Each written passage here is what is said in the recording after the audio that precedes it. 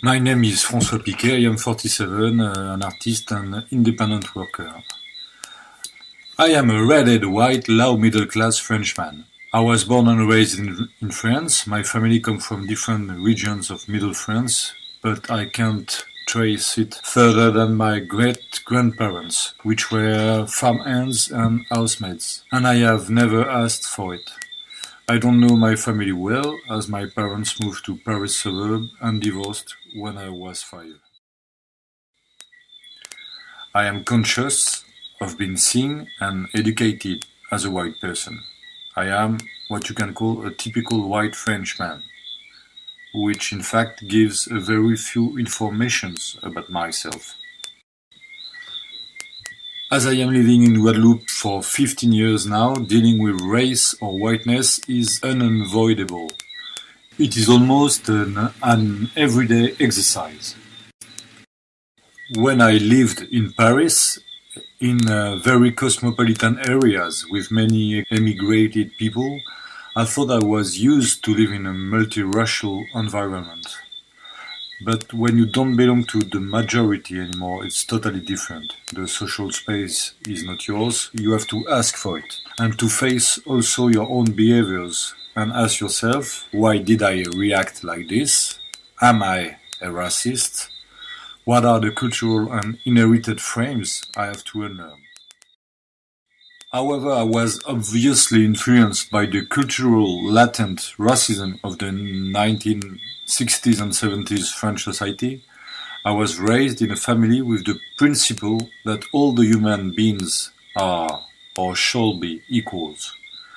I remember my grandmother telling her first afraid sight of a black man when she was a kid during the First World War, saying also there were poor guys like us. My mother told me that when I saw my younger brother for the first time, I cried a lot because he was not black as my best mate at the nursery. There were very few black people in the schools I was in, but there was more people from North Africa with North Africa origins. It was the second generation of emigrated people. I strongly remember the early 1980s anti-racism big movement in France called Touche pas à mon pote, means don't touch my mate, when almost every kid wore these colored badges with the frame of a hand saying Touche pas à mon pote. I don't belong to any family in Guadeloupe. My wife comes from France, as I do, and family is the core of the society here in Guadeloupe. Of course, I have good relationships with some of my neighbors and some Guadeloupean. I have some Guadeloupean friends too, and I have no other place like a home. My only home is in Guadeloupe. I do involve myself in the society by my work and mostly by my visual art practices, which began in Guadeloupe and are the result of my meeting with this island. But the same question, am I Guadeloupean, is an endless debate, and the answers do vary a lot depending of the context. Nice or angry moments, many or few people, financial aspects, and so on.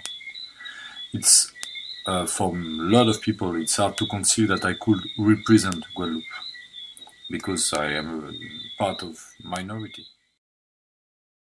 Of course, the whiteness gives privileges in a racist society and sometimes prejudices.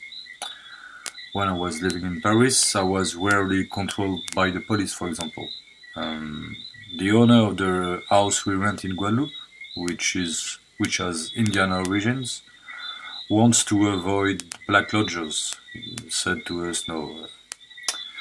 On the other side, some neighbors are very kind in private, but don't talk to me in front of the school, where all the parents and where and when all the parents are waiting for the kids. So I obviously do not match with what people expect or want to promote in terms of Caribbean art, even if my art is Caribbean born.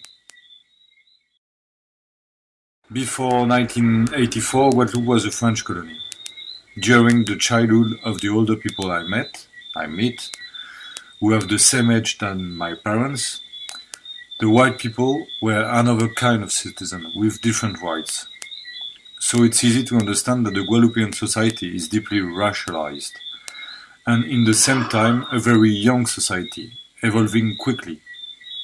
So it is very complex and moving, with old and modern schemes of a racially ordered society, with a strong anti-racism will, and also very mixed areas, especially for the young people. I cannot imagine that this mixity will not increase.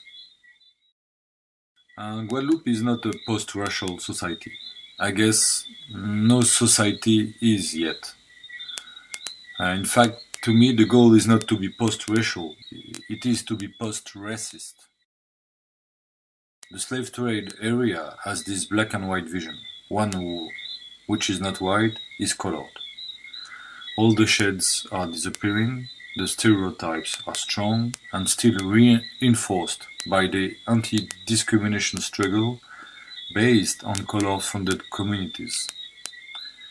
The economical and cultural power of this slave trade area has spread these stereotypes worldly. But Caribbean countries or islands are small enough, human-sized scale societies, to be places where to experiment multiracial society models and make it successful. Nobody chooses what he gets as personal or global inheritance. One can only try to choose what is doing of it. So I'm not guilty of colonial history, but I can feel responsible as I have the ability to it. I can do in life more than survive. I have children and they will live in the world that we prepare to them. So, in a way, I feel responsible of my inheritance. My identity is changing. I am not the one I used to be. I'm older, for example, than I used to be.